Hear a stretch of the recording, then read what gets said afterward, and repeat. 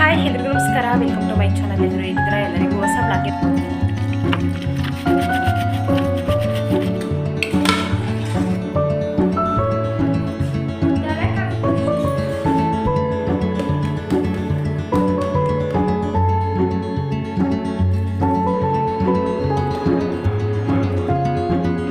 ಹೆಂಗಿತ್ತವ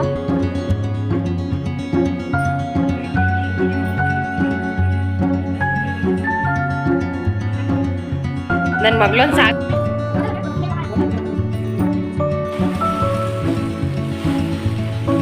hi ಎಲ್ರಿಗೂ ನಮಸ್ಕಾರ, welcome to my channel. ಎಲ್ಲರೂ ಹೇಗಿದ್ದೀರಾ? ನನ್ನ ಜೀವನದ ಮತ್ತೊಂದು ದಿನಕ್ಕೆ ಎಲ್ಲರಿಗೂ ಸ್ವಾಗತ ಸುಸ್ವಾಗತ. ಬೆಳಗ್ಗೆಯಿಂದ ಬ್ಲಾಗ್ ಮಾಡ್ತಾ ಇದ್ದೀನಿ.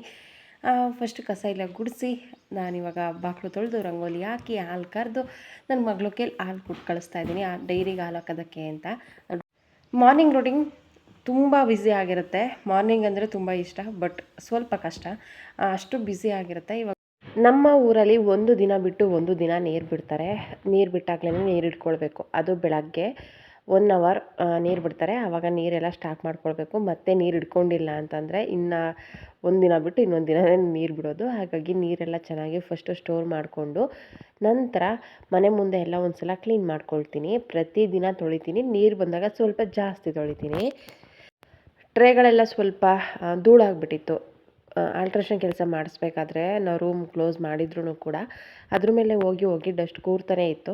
ಅದು ನೀಟಾಗಿ ಕಾಣಿಸ್ತಾ ಇರಲಿಲ್ಲ. ಹಾಗಾಗಿ ಎಲ್ಲದನ್ನು ವಾಶ್ ಮಾಡಿ ಎತ್ತಿಡೋಣ ಅಂತ ಅಂದ್ಕೊಂಡು ಮತ್ತು ಟ್ರೇಗಳೆಲ್ಲ ಏನಿತ್ತು ಅದನ್ನೆಲ್ಲ ನೀಟಾಗಿ ಕ್ಲೀನ್ ಮಾಡ್ಕೊಂಡಿದ್ದಾಯಿತು.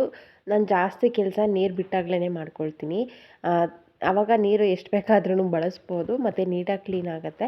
ಮತ್ತು ಸ್ಟೋರ್ ಮಾಡಿರೋ ನೀರಲ್ಲಿ ಖಾಲಿ ಮಾಡೋಕ್ಕೋದ್ರೆ ಮತ್ತು ನೀರಿಲ್ದಂಗೆ ಆಗುತ್ತೆ. ಹಾಗಾಗಿ ಬಟ್ಟೆ ವಾಶ್ ಮಾಡೋದಾಗಲಿ, ಡೋರ್ ಮ್ಯಾಟ್ಸ್ ಕ್ಲೀನ್ ಮಾಡೋದಾಗಲಿ ಎಲ್ಲದೂ ಅಷ್ಟೇ ನೀರು ಬಿಟ್ಟಾಗಲೇ ಮಾಡ್ಕೊಳ್ತೀನಿ. ಹಾಗಂತ ನೀರು ಹೇಗೆ ಬೇಕಾಗಿ ವೇಸ್ಟ್ ಮಾಡಲ್ಲ. ನೀರು ಪೂರ್ತಿ ಸಣ್ಣದಾಗಿ ಇಟ್ಕೊಂಡಿದ್ದೀನಿ. ಹಾಯ್ ಎಲ್ರಿಗೂ ನಮಸ್ಕಾರ, ವೆಲ್ಕಮ್ ಟು ಮೈ ಚಾನಲ್. ಎಲ್ಲರೂ ಹೇಗಿದ್ದೀರಾ? ಎಲ್ಲರಿಗೂ ಹೊಸ ಬ್ಲಾಗ್ಗೆ ವೆಲ್ಕಮ್ ಮಾಡ್ತಾ ಇವತ್ತಿನ ಈ ಪುಟಾಣಿ ಬ್ಲಾಗಿಂದ ಸ್ಟಾರ್ಟ್ ಮಾಡ್ತಾ ಇದ್ದೀನಿ. ಬನ್ನಿ ಇವತ್ತಿನ ಬ್ಲಾಗ್ ಹೇಗೆ ಹೋಗುತ್ತೆ ಅಂತ ನೋಡೋಣ. ಇವತ್ತು ಬೆಳಗ್ಗೆ ತಿಂಡಿಗೆ ನಾನು ರೊಟ್ಟಿ ಮಾಡಿ ಬೀಟ್ರೋಟ್ ಪಲ್ಯ ಮಾಡಿದೆ. ಹಸು ಕಟ್ಬಂದು ಎಲ್ಲ ಆಯ್ತು. ಇವಾಗ ಬಟ್ಟೆ ಫೋಲ್ಡ್ ಮಾಡೋದು ಒಂದೇ ಇರೋದು. ತೋಟಕ್ಕೆ ಹೋಗಿ ಬಂದರೆ ಈ ಬಿಸಿಲಲ್ಲಿ ಫುಲ್ ಸ್ವೆಟ್ ಆಗಿಬಿಡ್ತೀನಿ, ಅಷ್ಟು ಬಿಸಿಲಿದೆ. ಮೋಡನೂ ಅವಾಗ ಸಾಕು ಅಂತ ಅನಿಸ್ತಾ ಇತ್ತು, ಇವಾಗ ಬಿಸಿಲು ಕೂಡ ಸಾಕು ಅಂತ ಅನಿಸ್ತಾ ಇದೆ. ಮಾಡೋದಿದೆ, ಸಿಕ್ಕಾಪಟ್ಟೆ ಬಟ್ಟೆ ಇದೆ. ಹಾಗಾಗಿ ಅದನ್ನೆಲ್ಲ ಫೋಲ್ಡ್ ಮಾಡಿ ಎತ್ತಿಡಬೇಕು. ಇವತ್ತು ಅಡುಗೆ ಸಾಂಬಾರು ಮಾಡಬೇಕು. ಬನ್ನಿ ಇವತ್ತಿನ ಬ್ಲಾಗ್ ಹೇಗೆ ಹೋಗುತ್ತೆ ಅಂತ ನೋಡೋಣ. ನಾನು ಬೀಟ್ರೋಟ್ ಪಲ್ಯ ಮಾಡ್ತಾಯಿದ್ದೀನಿ. ಪಲ್ಯ ಮಾಡೋದಕ್ಕೆ ಒಂದು ಕುಕ್ಕರ್ ಇಟ್ಕೊಂಡಿದ್ದೀನಿ. ಅದಕ್ಕೆ ಎಣ್ಣೆ ಹಾಕಿ ಕರಿಬೇವಿನ ಸೊಪ್ಪು, ಕಡಲೆಬೇಳೆ, ಸಾಸಿವೆ, ಜೀರಿಗೆ ಹಾಕ್ಕೊಳ್ತೀನಿ.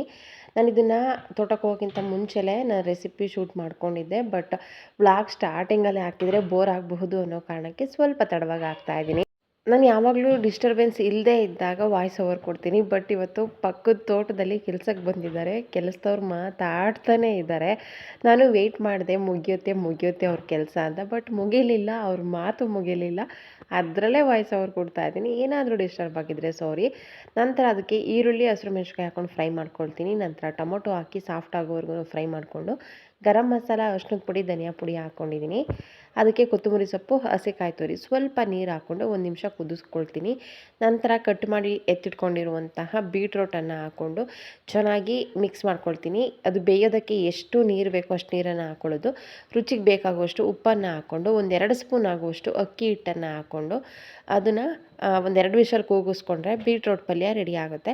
ನಾನು 4-5 ಥರ ಬೀಟ್ರೋಟ್ ಪಲ್ಯ ಮಾಡ್ತೀನಿ. ಈ ಥರ ಜಾಸ್ತಿ ಮಾಡ್ತೀನಿ. ರೀಸನ್ ಏನು ಅಂತ ಅಂದರೆ, ಈ ಥರ ಪಲ್ಯ ಮಾಡಿದರೆ ನಾವು ಏನಾದ್ರೂ ಬೀಟ್ರೋಟನ್ನು ಬೇಯಿಸಿ ಅದರ ರಸ ತೆಗೆದು ಒಗ್ಗರಣೆ ಮಾಡಿದರೆ ಅದು ಚೆನ್ನಾಗಿರುತ್ತೆ, ಇಲ್ಲ ಅಂತಲ್ಲ. ಬೀಟ್ರೋಟಲ್ಲಿರುವಂತಹ ನ್ಯೂಟ್ರಿಷಿಯನ್ಸ್ ಎಲ್ಲ ರಸದಲ್ಲೇ ಹೋಗುತ್ತೆ. ಹಾಗಾಗಿ ನಾನು ಅದನ್ನು ಮಿಸ್ ಆಗಬಾರ್ದು ಅನ್ನೋ ಕಾರಣಕ್ಕೆ ಈ ಥರ ಜಾಸ್ತಿ ಮಾಡ್ತೀನಿ. ಅಥವಾ ಆ ಥರ ಟೇಸ್ಟ್ ತಿನ್ನಬೇಕು ಅಂತ ಅನ್ನಿಸ್ದಾಗ ಆ ರಸನ ಎತ್ತಿಡ್ಕೊಂಡು ರೊಟ್ಟಿ ಅಥವಾ ಚಪಾತಿ ಮಾಡ್ತೀವಲ್ಲ, ಆ ರಸದಿಂದ ಹಿಟ್ಟನ್ನು ಕಲಿಸ್ಕೊಳ್ತೀನಿ. ಆವಾಗ ರಸ ಕೂಡ ವೇಸ್ಟ್ ಆಗೋದಿಲ್ಲ. ಆ ಥರ ಕೂಡ ಮಾಡಬಹುದು. ಈ ಕಡೆ ರೊಟ್ಟಿ ಹಿಟ್ಟು ಕೂಡ ಮಾಡಿಕೊಂಡೆ. ರೊಟ್ಟಿ ಮಾಡೋದು ತುಂಬ ಈಸಿ ಇವಾಗ. ಬಟ್ ನಾನು ಅಡುಗೆ ಕಲಿಯುವಾಗ ತುಂಬ ಕಷ್ಟ ಆಗಿಬಿಟ್ಟಿತ್ತು.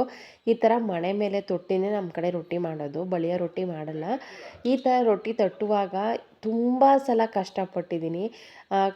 ಈ ಥರ ತೊಟ್ತಾ ಇದ್ದೆ. ಅದನ್ನು ಎತ್ತಿ ಅಂಚಿನ ಮೇಲೆ ಹಾಕೋಕೆ ಹೋದ ತಕ್ಷಣ ಕಟ್ಟಾಗಿ ಕೆಳಗೆ ಬಿದ್ದೋಗ್ಬಿಡೋದು, ಅಥವಾ ಅಂಚಿನ ಮೇಲೆ ಹಾಕಿರ್ತದೆ ಅದನ್ನು ಉಲ್ಟಾ ಮಾಡುವಾಗ ಕಟ್ಟಾಗಿ ಬಿದ್ದೋಗಿರೋದು. ಇಷ್ಟೊಂದು ಕಷ್ಟನ ರೊಟ್ಟಿ ಮಾಡೋದು ಅಂತ ಸಿಕ್ಕಾಪಟ್ಟೆ ಅನ್ನಿಸ್ತಾ ಇತ್ತು. ಕಲಿಯೋ ಅಷ್ಟರಲ್ಲಿ ಸಾಕಾಗೋಯ್ತು. ಬಟ್ ಇವಾಗ ಎಷ್ಟು ರೊಟ್ಟಿ ಬೇಕಾದ್ರೂ ಬೇಗ ಬೇಗ ಮಾಡ್ತೀನಿ. ಎರಡೂ ಕಡೆ ರೊಟ್ಟಿ ಅಂಚನ್ನು ಇಟ್ಕೊಂಡು ರೊಟ್ಟಿ ಮಾಡ್ತಾಯಿದ್ದೀನಿ. ಈ ರೀಸನ್ ಇಷ್ಟೇ, ಬೇಗ ಆಗುತ್ತೆ ಅನ್ನೋ ಕಾರಣಕ್ಕೆ. ಮೇಲ್ಗಡೆ ಬೆಂದಾದಮೇಲೆ ಬಟ್ಟೆಲಿ ಬೇಕಾದ್ರೂ ಒರೆಸ್ಕೊಳ್ಬಹುದು. ನಾನು ಕೈಯಲ್ಲೇ ಸವರ್ತೀನಿ. ಸ್ವಲ್ಪ ನೀರು ಹಾಕಿ ಮೇಲ್ಗಡೆ ಸವರಿ ಎರಡೂ ಸೈಡು ಚೆನ್ನಾಗಿ ಬೇಯಿಸ್ಕೊಂಡ್ರೆ ಅಕ್ಕಿ ರೊಟ್ಟಿ ರೆಡಿ ಆಗುತ್ತೆ. ಟೇಸ್ಟ್ ಮಾತ್ರ ತುಂಬ ಚೆನ್ನಾಗಿರುತ್ತೆ. ನಮ್ಮ ಮನೆಯಲ್ಲಿ ರೊಟ್ಟಿ ಎಲ್ರಿಗೂ ಇಷ್ಟ, ಹಾಗಾಗಿ ನಾನು ಜಾಸ್ತಿ ರೊಟ್ಟಿ ಮಾಡ್ತೀನಿ. ಹಾಗೆ ನಾನು ಕರೆಂಟ್ ಸ್ಟವ್ ಬಗ್ಗೆ ಕೇಳ್ತಾ ಇದ್ದೀರಾ, ಕ್ಲೀನಿಂಗ್ ಎಲ್ಲ ಹೇಗೆ ಮಾಡ್ತೀರಾ ಅಂತ. ನಾನು ಇದನ್ನು ತೊಗೊಂಡು ಬಂದು 9ರಿಂದ 10 ತಿಂಗಳಾಗಿದೆ. ನಂಗೆ ತುಂಬಾ ಎಲ್ಪ್ ಆಗಿದೆ. ಇದು ಬಿಸಿ ಇದ್ದಾಗ ಈ ಏರಿಯಾ ಮುಟ್ಟಬಾರ್ದು, ಅಂದರೆ ಅಡುಗೆ ಆದಮೇಲೆ ಒಂದು 1/4 ಗಂಟೆ ಆದ್ರೂ ಇದು ಸಿಕ್ಕಾಪಟ್ಟೆ ಸುಡ್ತಾ ಇರುತ್ತೆ. ಆ ಪಾರ್ಟ್ ನಾವು ಮುಟ್ಟಬಾರ್ದು. ಮತ್ತು ಬೇರೆ ಜಾಗ ಎಲ್ಲ ಕ್ಲೀನ್ ಮಾಡ್ಕೊಳ್ಬಹುದು. ಇದನ್ನು ನಾವು ಸ್ವಿಚ್ ಆನಲ್ಲಿ ಇದ್ದಾಗ ಬೇಕಾದ್ರೂ ಇಲ್ಲೆಲ್ಲ ಮುಟ್ಟೆ ಕ್ಲೀನ್ ಮಾಡ್ಕೊಳ್ಬೋದು, ಕರೆಂಟ್ ಏನು ಹೊಡೆಯೋದಿಲ್ಲ. ಬಟ್ ಇಲ್ಲಿ ಈ ಜಾಗ ತುಂಬಾ ಸುಡ್ತಾ ಇರುತ್ತೆ. ಹೇಗೆ ಅಂತಂದರೆ, ಒಂದು ವಿಷಲ್ ಅನ್ನ ಕೂಗಿದೆ ಅಂತಂದರೆ ಆಫ್ ಮಾಡಿದರೆ ಇನ್ನೊಂದು ವಿಷಲ್ ತಾನಾಗೇ ಕೂಗುತ್ತೆ, ಮತ್ತು ತಳ ಎಲ್ಲ ಇಟ್ಕೊಂಡಿರುತ್ತೆ, ಅಷ್ಟು ಅದರಲ್ಲಿ ಕಾವಿರುತ್ತೆ. ಹಾಗಾಗಿ ಒಂದು 1/4 ಗಂಟೆಯಿಂದ 20 ನಿಮಿಷನಾದ್ರೂ ಆ ಜಾಗವನ್ನು ಮುಟ್ಟಬಾರ್ದು. ಅದು ಪೂರ್ತಿ ತಣ್ಣಗಾದ್ಮೇಲೆ ಕ್ಲೀನ್ ಮಾಡಿಕೊಂಡ್ರೆ ಒಳ್ಳೆಯದು. ಸಿಕ್ಕಾಪಟ್ಟೆ ಚೆನ್ನಾಗಿದೆ, ಎಲ್ಪ್ ಆಗುತ್ತೆ. ಮತ್ತು ಸಣ್ಣ ಮಕ್ಕಳಿದ್ದಾರೆ, ಕೆಳಗಡೆ ಇಡ್ತೀವಿ ಅಂತಂದರೆ ಆಗೋದೇ ಇಲ್ಲ, ಅಷ್ಟು ಸುಡ್ತಾ ಇರುತ್ತೆ, ಅಷ್ಟು ಬಿಸಿ ಇರುತ್ತೆ. ಬಟ್ ನನ್ನ ಮಕ್ಳು ಆ ಥರ ಅಲ್ಲ, ಅಲ್ಲಿಗೆ ಹೋಗಬಾರ್ದು, ಅದು ಸುಡುತ್ತೆ, ಅದು ಮುಟ್ಟಬಾರ್ದು ಅಂತ ಅಂದರೆ ಖಂಡಿತವಾಗಿಯೂ ಅವ್ರು ಅಲ್ಲಿಗೆ ಹೋಗೋದಿಲ್ಲ. ನಾನು ತೊಗೊಂಡು ಬಂದು 9ರಿಂದ 10 ತಿಂಗಳಾಗಿದೆ. ಸ್ವಲ್ಪನೂ ಅದರಿಂದ ಯಾರಿಗೂ ತೊಂದರೆ ಆಗಿಲ್ಲ. ಅಂದರೆ ನನ್ನ ಮಕ್ಕಳು ಅದ್ರ ಪಕ್ಕನೂ ಕೂಡ ಹೋಗೋದಿಲ್ಲ, ಅವ್ರು ಭಯ ಪಡ್ತಾರೆ. ಹಾಗೆ ಹಪ್ಳ ಎಲ್ಲ ಸುಡೋದಕ್ಕೆ ತುಂಬ ಚೆನ್ನಾಗಿದೆ. ನಾನು ಅದನ್ನು ತೊಗೊಂಡು ಬಂದಮೇಲೆ ಪ್ರತಿದಿನ ಹಪ್ಳ ಸುಡ್ಕೊಂಡು ತಿಂತಾಯಿದ್ದೀವಿ. ತುಂಬ ಚೆನ್ನಾಗಿದೆ ಸ್ಟವ್ ಮಾತ್ರ. ಅದೇ ಹೇಳಿದ್ನಲ್ಲ, ಆ ಜಾಗ ಮಾತ್ರ ಮುಟ್ಟಬಾರ್ದು, ಅಷ್ಟು ಸುಡ್ತಾ ಇರುತ್ತೆ. ತೋಟಕ್ಕೆ ಹೋಗಿ ಹಸು ಕಟ್ಟು ಬಂದು ಎಲ್ಲ ಆಯಿತು. ಇವಾಗ ಬಟ್ಟೆಯನ್ನು ಫೋಲ್ಡ್ ಮಾಡುವಂತಹ ಸಮಯ. ಸೋನೆ ಬರ್ತಾ ಇದೆ, ಕೆಲಸ ಜಾಸ್ತಿ ಇದೆ, ಮತ್ತು ಮಳೆ ಬರ್ತಾ ಇದೆ. ಇದಕ್ಕಾಗಲ್ಲ ಬಟ್ಟೆ ತೊಳೆಯೋದಕ್ಕೆ ಅಂತ ಬಿಟ್ಟು ಎಷ್ಟಾಗ್ಬಿಟ್ಟಿತ್ತು ಅಂತಂದರೆ, ಡೈಲಿ ವೇರ್ ಬಟ್ಟೆಗಳೆಲ್ಲ ಒಂದು 90% ಖಾಲಿಯಾಗಿತ್ತು, ಇನ್ನೊಂದು 10% ಇತ್ತು.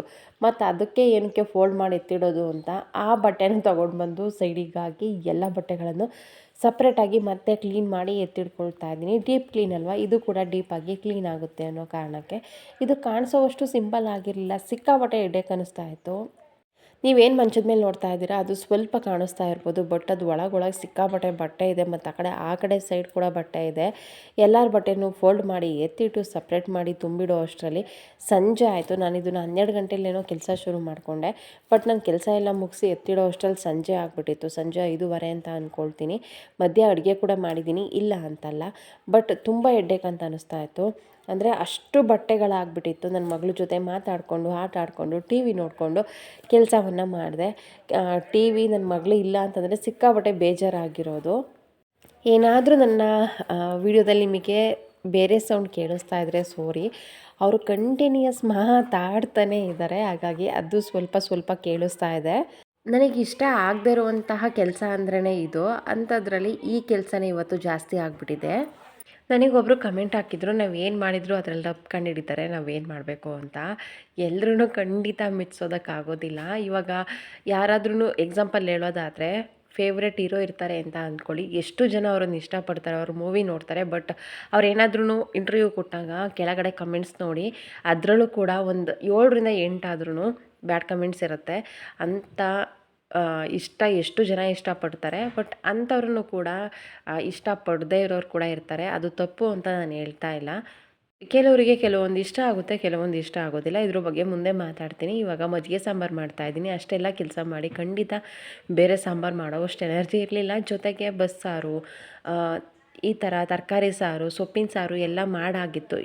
ಮಜ್ಜಿಗೆ ಸಾಂಬಾರು ಮಾಡಿರಲಿಲ್ಲ, ಹಾಗಾಗಿ ಮಾಡ್ತಾಯಿದ್ದೀನಿ. ನಮ್ಮ ಮನೇಲಿ ಎಲ್ಲರಿಗೂ ಕೂಡ ಇಷ್ಟ. ಆವಾಗವಾಗ ನಾನು ಒಂದು ತಿಂಗಳಿಗೆ 1-2 ಸಲನಾದ್ರೂ ಈ ಸಾಂಬಾರನ್ನು ಮಾಡ್ತೀನಿ.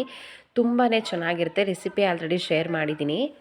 ನಾನು ಇದಕ್ಕೆ ಕಡಲೆಕಾಳನ್ನು ಹುರಿದಾಕ್ತಾ ಇದ್ದೀನಿ. ನೀವು ಬೇಕಾದರೆ ತಿಂಗ್ಳುಳ್ಳಿ ಕಾಳು ಬರುತ್ತಲ್ಲ, ಅದನ್ನು ಕೂಡ ಹಾಕಬಹುದು. ಇದನ್ನು ಒಂದು ಕುದಿ ಬರೋವರೆಗೂ ಕುದಿಸ್ಕೊಂಡ್ರೆ ಆಯಿತು. ತುಂಬ ಟೇಸ್ಟಿ ಆಗಿರುವಂತಹ ಮಜ್ಜಿಗೆ ಸಾಂಬಾರು ರೆಡಿ ಆಗುತ್ತೆ. ನಮ್ಮ ಮನೇಲಿ ಎಲ್ರಿಗೂ ಇಷ್ಟ, ನಾನು ಹಾಗಾಗಿ ಆವಾಗವಾಗ ಮಾಡ್ತಾ ಇರ್ತೀನಿ. ಜೊತೆಗೆ ಸ್ವಲ್ಪ ಕಲ್ಸರೊಟ್ಟಿ ಕೂಡ ಮಾಡಿದ್ದೆ. ನನ್ನ ಮಗಳ ಫೇವ್ರೇಟ್ ಅಂತಲೇ ಹೇಳ್ಬೋದು. ಎಳ್ಳಲ್ಲಿ ಇದು ಸ್ವೀಟ್ ಮಾಡೋದು, ಯಾರಿಗೆಲ್ಲ ಸ್ವೀಟ್ ಇಷ್ಟ ಆಗುತ್ತೆ ಖಂಡಿತ ಅವರಿಗೆ ಈ ಸ್ವೀಟ್ ಇಷ್ಟ ಆಗೇ ಆಗುತ್ತೆ, ಅಷ್ಟು ಚೆನ್ನಾಗಿರುತ್ತೆ. ನನ್ನ ಮಗಳಿಗಂತೂ ಫೇವ್ರೇಟ್. ನಮ್ಮ ಮನೇಲಿ ಎಲ್ರಿಗೂ ಇಷ್ಟ ಈ ಸ್ವೀಟು. ಎಳ್ಳಲ್ಲಿ ಕ್ಯಾಲ್ಸಿಯಂ ಕೂಡ ಜಾಸ್ತಿ ಇರುತ್ತೆ. ನಾವು ಅಂದ್ಕೊಂಡಿರ್ತೀವಿ ಹಾಲಲ್ಲಿ ಮಾತ್ರ ಕ್ಯಾಲ್ಸಿಯಂ ಇರೋದು ಅಂತ, ಬಟ್ ಆ ಥರ ಏನಿಲ್ಲ. ಎಳ್ಳಲ್ಲಿ ಕೂಡ ಹಾಲಿಗಿಂತ ಹೆಚ್ಚು ಕ್ಯಾಲ್ಸಿಯಂ ಇದೆ ಅಂತ ಹೇಳ್ತಾರೆ. ಹಾಗಾಗಿ ಬೆಲ್ಲ ಮತ್ತು ಎಳ್ಳು ಹಾಕಿ ಈ ಸ್ವೀಟನ್ನು ಮಾಡಿರೋದು. ತುಂಬ ಅಂದರೆ ತುಂಬ ಚೆನ್ನಾಗಿರುತ್ತೆ. ಕಲಸಿ ರೊಟ್ಟಿ ಕೆಲವರು ಚಪಾತಿ ಜಾಸ್ತಿ ಮಾಡಿ ಈ ಥರ ಲಿಕ್ವಿಡ್ ಥರ ಏನಿರಲ್ಲ, ಸ್ವಲ್ಪ ಸ್ವೀಟ್ ಹಾಕಿರ್ತಾರೆ. ಅದು ಹೇಗೆ ಅಂತಂದರೆ ಚಪಾತಿ ಎಲ್ಲ ಹೀರ್ಕೊಂಡಿರುತ್ತೆ, ಅದು ಅಷ್ಟೊಂದು ಸ್ವೀಟ್ ಅಂತ ಅನಿಸಲ್ಲ. ಸಾಂಗ್ ಕೇಳಿದರೆ ಶಾಕ್ ಆಗ್ತೀರಾ. ಹೇಳು ಮಗನೇ, ಸಾಂಗ್ ಹೇಳು. ಹಾಂ,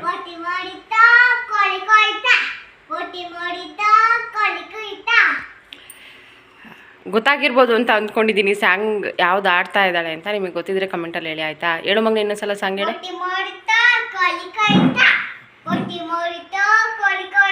ಹ್ಞೂ,